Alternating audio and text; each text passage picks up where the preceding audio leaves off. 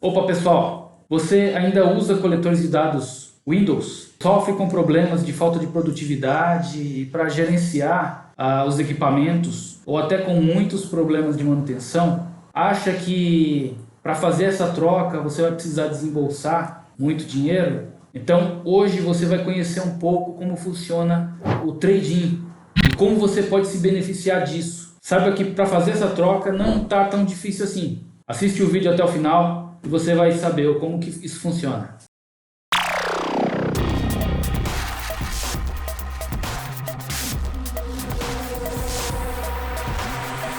Hoje quem vai responder algumas perguntas a respeito do trade-in é o Philips, nosso especialista. Philips, o que é o trade-in?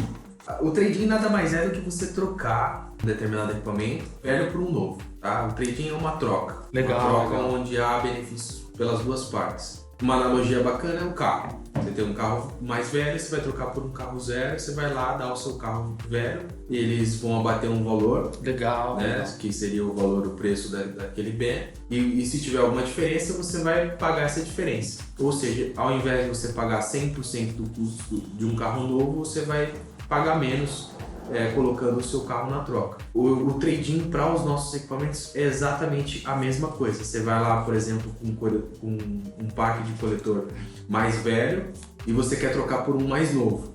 Então você oferece esse em troca, a gente paga dando desconto no novo e você adquire o equipamento mais novo. Esse é o trade-in. Essa daí é a famosa troca com troco, né? Então você vai lá, entrega o seu carro, entrega o seu coletor e pega um novo, e aí fica sempre com um coletor mais atualizado. Basicamente isso. Exatamente. E quais são as vantagens de se fazer essa troca? Porque geralmente o pessoal troca o carro ou porque enjoou dele, ou porque ele começa a dar prejuízo, começa a ter a quilometragem mais alta e começa a dar mais defeito. Então, permanecer com um carro mais antigo, às vezes pode custar mais caro do que com um carro novo. Isso acontece com o coletor também, né? Excelente, então. Antes de responder sua pergunta, só fazendo a colocação referente ao trade-in, é quase um sistema feudal, né? Onde a gente conclui que as coisas mais sofisticadas estão nos processos mais simples, né? Sim. Você vê que coisas Bem muito antigas funcionam ainda. funcionam, né? Funciona. Não é exatamente a troca com um troco 100%, mas não deixa de ser um processo feudal, né? Aham, sim, sim. E a sua pergunta é excelente. Por quê? Principalmente para as empresas que estão enquadradas no lucro real, quando elas fazem a aquisição de um ativo imobilizado, aquilo que você cola o patrimônio, com o decorrer do tempo, vai tendo a depreciação. A gente chama de depreciação fiscal. Então, ela tem a depreciação fiscal e tem a depreciação do equipamento em si. Conforme o uso, é normal que ele vá se deteriorando e assim até que chega à sua fase final. Os equipamentos de informática, eles normalmente são 100% depreciados ao longo de 5 anos. Então, é mais ou menos a média estimada para um bem de informática. O que acontece? As empresas de lucro real, elas se beneficiam dessa depreciação fiscal, porque conforme o tempo vai passando, elas vão reduzindo o lucro contábil, ou seja, toda vez que um coletor faz aniversário, ele custa menos. Se ele custa menos, ele tem um lucro contábil menor. E esse lucro contábil, ele traz benefícios para reduzir o valor com IR, o Imposto de Renda, pessoa jurídica, e o CSLL. Então, todo ano, conforme o valor diminui, eles vão tendo alguns benefícios fiscais que economiza dinheiro. Só que quando chega ao longo do 5º ano ali, aquele equipamento já chegou a zero. Ou seja, no ano seguinte eu não tenho mais valor para depreciar. Então eu perco esse incentivo. Aí eu tenho duas alternativas de solução. Eu tenho a alternativa de renovar o meu parque de equipamentos. Que aí volta ao zero e você começa a depreciar novamente, né? Exatamente, eu vou me desfazer daquele ativo, né? Vou comprar um novo e vou me beneficiar novamente desse benefício, que deixando claro, é um benefício para empresas do lucro real. Ou eu posso fazer a aquisição dos equipamentos em formato de outsourcing, onde eu também vou ter essa dedução. E para empresas do lucro real, a dedução é de aproximadamente 24% sobre o valor do serviço da locação. E pode chegar a 33% se esse ativo imobilizado for para o uso fim da empresa. Ou seja, se ela utiliza aquele equipamento para obter lucro. Para ser mais específico, por exemplo, uma empresa, um laboratório que tem um maquinário para fazer tomografia. Vamos dizer que esse laboratório, essa empresa, ela não optou por comprar o maquinário, ela optou por locar. Então ela usa o maquinário para fazer o exame, do exame ela cobra do cliente, aquela venda do serviço gera um valor que gera lucro. Ah, legal. Então ele está diretamente ligado ao faturamento da empresa. O equipamento vai estar diretamente ligado a isso. Exatamente isso. Aquele equipamento ele é usado para uma atividade fim, que eles chamam, né? Exatamente isso, eu faturo com ele. Agora, o coletor, na maior parte das vezes, não tem essa ligação. Então, na maior parte dos clientes em que a gente faz negócio, vai ter uma dedução aí de 24% aproximadamente. Então, esses são os ganhos. E por isso existe essa necessidade de o cliente estar a par desses benefícios para se beneficiar das deduções tributárias, fiscais e assim por diante. Legal, tá? Legal. E aí o ponto importante, que é o outro ponto que eu falei, que é o ponto de você se desfazer do equipamento, onde entra o trading novamente. Então, poxa, tem equipamento velho. Além de tudo isso, para você ser beneficiado dos benefícios tributários e fiscais, como é que eu faço para me desfazer dos equipamentos? Aí entra o trading. Ou seja, é possível comprar o seu equipamento velho que não custa mais nada para a sua empresa e a gente faz essa aquisição. Ele não custa mais nada, você deixa de ter o benefício e geralmente com 5 anos de uso você já começa a ter uma frequência maior de manutenção. Então você perde nas duas pontas, né? Você deixa de ter o benefício e também tem um aumento no índice de manutenção. Isso acontece também, né? O que mais acontece? O cara gasta demais com manutenção, muitas vezes não vê, porque não tem uma boa gestão. Ele não faz, muitas vezes, a consideração dos benefícios que ele poderia ter na depreciação fiscal, até por talvez não ter uma boa organização focada nisso, novamente a gestão, e muitas vezes desconhece do uso de novas tecnologias, não consegue desfrutar do que há de mais novo em tecnologia, porque está utilizando um equipamento obsoleto, e por consequência, além de perder dinheiro, ele é menos produtivo também. Sim. Então, na somatória de tudo, ele perde dinheiro de todos os lados e aspectos, né? Então, são essas 3 frentes, as principais aí que a gente pode observar. Se a gente pegar como exemplo aqui, a gente tem 2 equipamentos, né? Temos o 32 e temos o 33 da Zebra. Só nessa parte que você falou aí, que é na quantidade de aplicativos, porque esse equipamento aqui já vem com Android. E além do aumento de produtividade, ele tem uma segurança maior em fazer essa mudança. Além de todos os benefícios, ele tem uma segurança maior por conta de outros programas do fabricante, que parece que eles dão um pouco mais de vida útil ao sistema operacional, aos patches de segurança do sistema operacional. Pode falar um pouco mais a respeito? Excelente esse ponto, Nilton. Quando você fez essa introdução do vídeo, do que a gente ia falar hoje, um dos pontos é segurança. Por que segurança? Eu acho que muitas das pessoas, os empresários ou até os responsáveis pelos departamentos de segurança de grandes empresas multinacionais, muitas vezes não dão a devida importância para esse quesito e para esse equipamento. Onde a gente hoje está num mundo cada vez mais conectado à internet, né, buscando o IoT, né, a inteligência artificial, a conexão entre dispositivo e ser humano e tudo mais, a gente está cada vez mais vulnerável a um tipo de ataque. Por quê? Porque eu estou mais exposto. Esse equipamento aqui, que é o MC32, ele roda o sistema operacional da Microsoft. Windows, né? Windows. Esse sistema foi descontinuado. E ele foi descontinuado em qual aspecto? Ele foi descontinuado no aspecto de não existir mais patches de segurança e desenvolvimento para tornar esse equipamento mais seguro. Ou seja, já era um sistema operacional difícil de desenvolvimento. Já não existia muitos desenvolvedores e muitos aplicativos nativos para rodarem aqui. Sim. Né? Por conta da mão de obra, por ser um equipamento, um sistema mais antigo. E agora também já não tem mais segurança nenhuma, porque a Microsoft não disponibiliza mais esses patches. Então aqui você está totalmente vulnerável. Quando a gente fala de uma grande corporação, imagina quais seriam os danos causados a essa empresa se ela fosse invadida ciberneticamente. E o que a gente chama também de ransomware, né? Que é o sequestro das informações, onde o hacker tem acesso a sua operação e nesse acesso ele sequestra os dados da sua empresa e impede você de utilizá-los. E para você voltar a utilizar, ele deixa uma mensagem de que você tem que fazer um pagamento para conseguir, né, voltar a operar normalmente. Existem relatos de grandes empresas que ficaram impedidas e perderam milhões e milhões de reais. Então, é um ponto a se observar. Sim, eu vi que, inclusive, eles exigem que o pagamento seja em Bitcoin para dificultar a rastreabilidade, né? Exatamente. E quem está falando isso não é a gente. Esse dado que você está revelando é um dado que foi levantado pela empresa Trend Micro, uma das empresas pioneiras no segmento de segurança.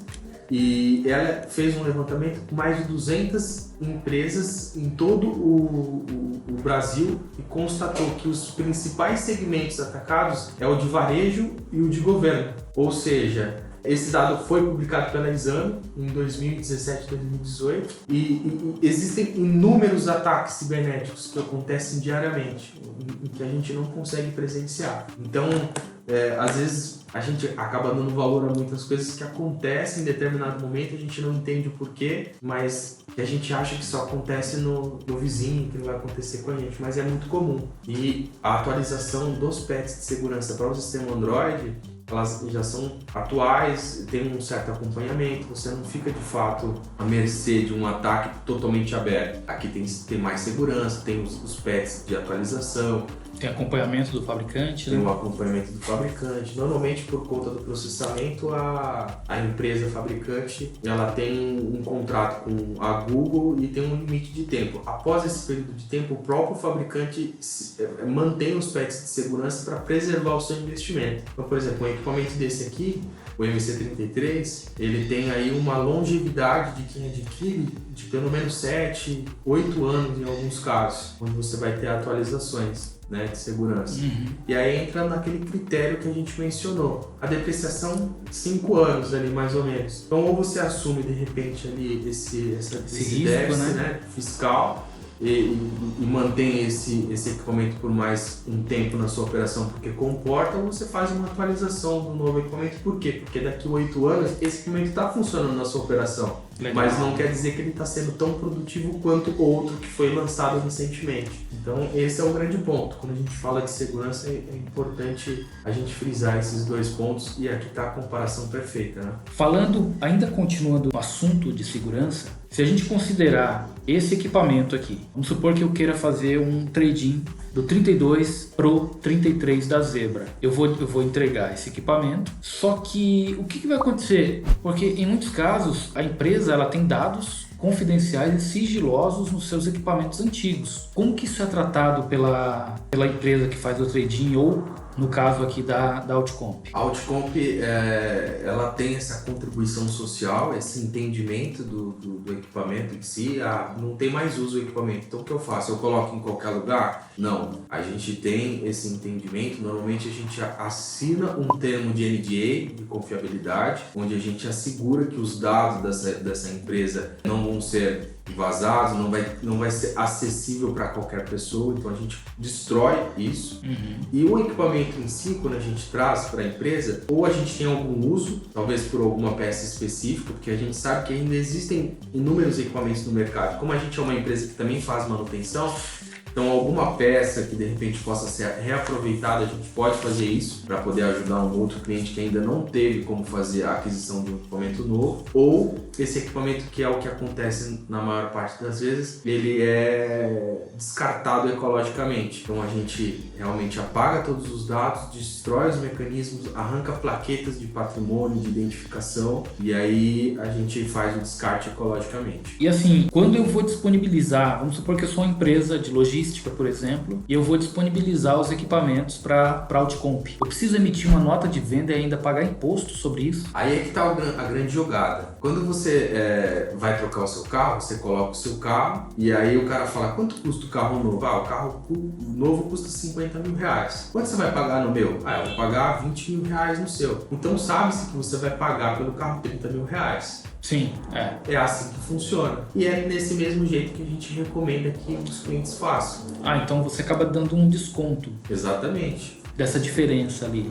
Por que a gente faz isso? Porque se o cliente precisa emitir uma nota fiscal de venda, ele também vai pagar, de certa forma, algum imposto, dependendo do regime tributário da empresa. Sim. E às vezes não é benefício fazer isso, até pela conta do déficit fiscal que o cara já teve. Às vezes o cara já está em prejuízo há um certo tempo. Então não é interessante para o cara também colocar um valor e emitir nota de venda. Então o que ele pode fazer? Vai comprar um equipamento novo, a gente faz essa classificação, atribui um valor ao equipamento dele e dá um desconto na compra do equipamento novo. E aí como é que ele vai tirar esse ativo da empresa dele? Ele pode emitir uma nota, por exemplo, de bonificação, de doação, o que é que seja, para não gerar nenhum tipo de imposto, e essa nota sai da empresa dele o equipamento, entra na nossa empresa e a gente toma as providências devidas. Então é bom para todo mundo, é bom para o cliente, é bom para a gente, e a gente acaba ajudando para que o negócio aconteça da melhor forma possível. Então você acaba usando recursos aí que estão disponíveis. Às vezes o pessoal emite a nota de venda sem saber e pagando imposto sem precisar, né? Permanecendo com o equipamento antigo sem a necessidade de permanecer, porque imagina que se eu tenho dedução de imposto no equipamento que eu estou comprando hoje por 10, no fim das contas ele custou menos que 10 para mim, porque eu estou sendo beneficiado. Então, legal, muito bom, muito bom. Mais uma pergunta só. Para fazer essa troca no formato de trade-in, isso está amarrado a algum tipo de marca específica? Por exemplo, se eu tenho um coletor da marca X, eu posso trocar, comprar um coletor da marca Y e mesmo assim usar o recurso do trade-in? Não tem ligação. Eu posso comprar o seu equipamento da marca Y, novamente fazer analogia com o carro que fica mais fácil. Legal. Eu vou na Volkswagen e quero comprar o Nivus, o novo carro da Volkswagen. Só que o meu carro é Ford. Então eu vou lá com o meu carro Ford e falo, quero comprar o Nivus. Como é que você vai fazer? Eu tenho um carro, quero que você compre o meu carro e a diferença eu vou pagar à vista. Aí ele vai lá, vai avaliar que carro seu é um Ford, sem problema nenhum. O valor custa tanto, a diferença é tal. Eu faço o negócio do mesmo jeito. Assim acontece com o coletor de dados.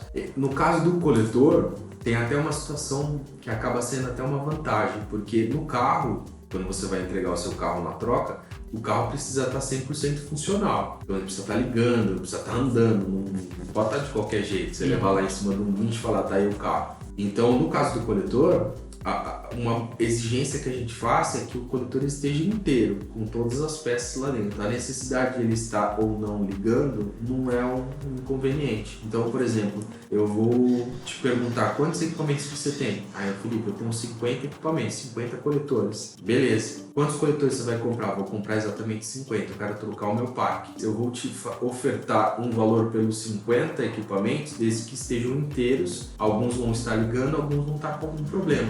Vou te pagar o mesmo valor na média de todos os coletores. E a gente faz essa transição, negocia o valor, ponto. Então esse é um benefício também do trading. Não necessariamente ele precisa estar em perfeito estado. Legal. Então, Philips, ainda falando sobre o trading, você quer fazer algumas considerações finais?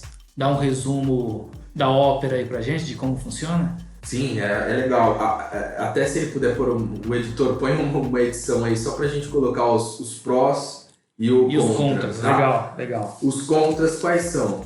A gente tem um equipamento velho que me gera pouca produtividade, ou seja, atrapalha o meu ambiente. Eu posso estar tendo gastos desnecessários com a manutenção desse equipamento por já estar velho. Eu posso estar perdendo o benefício fiscal que eu teria se esse equipamento estivesse dentro da sua vigência estabelecida. Eu estou vulnerável a um ataque cibernético, porque o meu equipamento não é mais atualizado pela empresa de sistema, de software, no caso a Microsoft.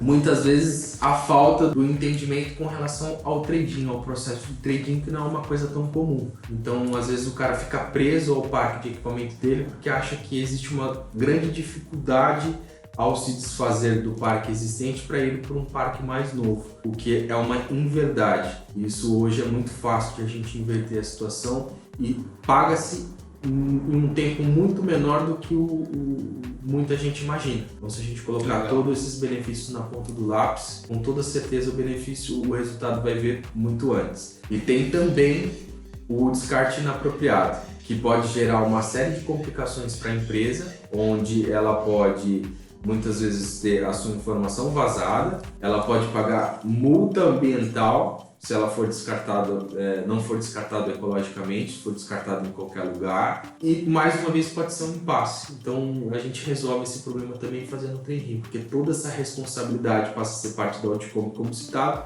porque a gente usa o NDA, que é um termo de confiabilidade para a segurança dos dados e para o descarte ecológico.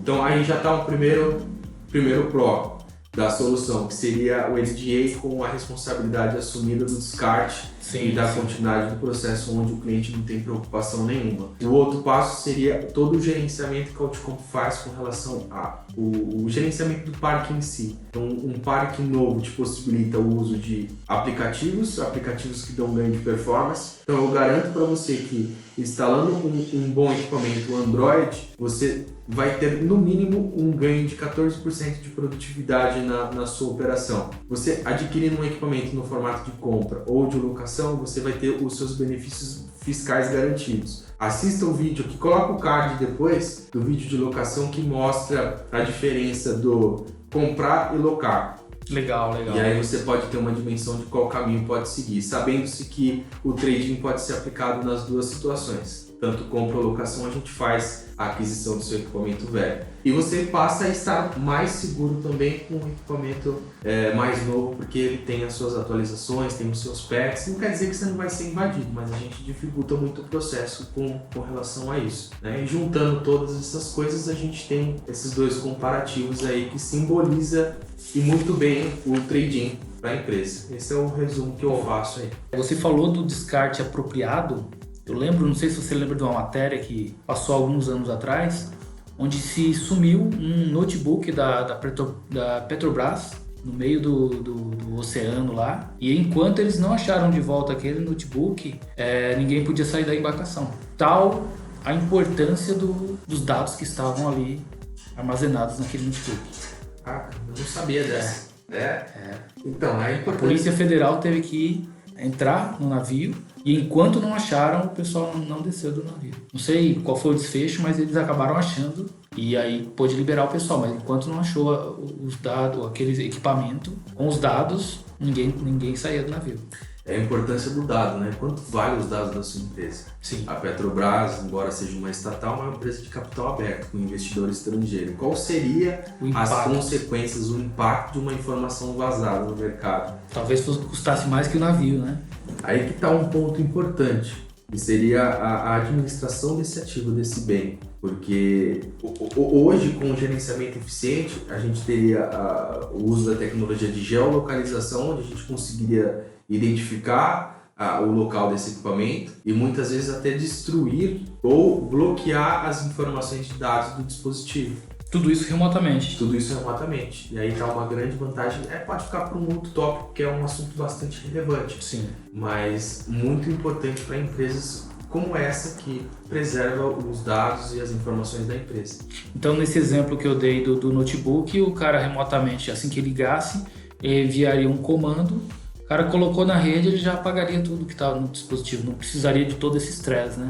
Muito provavelmente nas minas, nas ilhas que eles fazem, a gente fica muitas vezes distante do local para a identificação da escavação do petróleo e tudo mais. Deve ter um Wi-Fi, alguma coisa que a amplitude ali para poder distribuir as informações. Então, muito provavelmente, se ele estava perdido naquela localização, se não acabou a bateria, se não aconteceu alguma coisa, ele ia estar acessível, né, para a gente conseguir localizar através de uma plataforma, uma ferramenta. Ah, legal. Ou até mesmo saber qual foi o último ponto de localização antes de ele perder a bateria. E poderia dar um norte para poder... Através do sinal do Wi-Fi ali, né? Legal. Perdeu o sinal a tantos metros ou tantos quilômetros da base onde vocês estão. Pode ser uma opção, né? Sim. Bom, legal, pessoal. Philips, obrigado pelos esclarecimentos. Pessoal, esses foram os itens relacionados ao trading, né? Se você quiser saber mais, entre em contato com a nossa equipe, que a gente vai te explicar mais detalhes a respeito. Até o próximo vídeo, um grande abraço, tchau!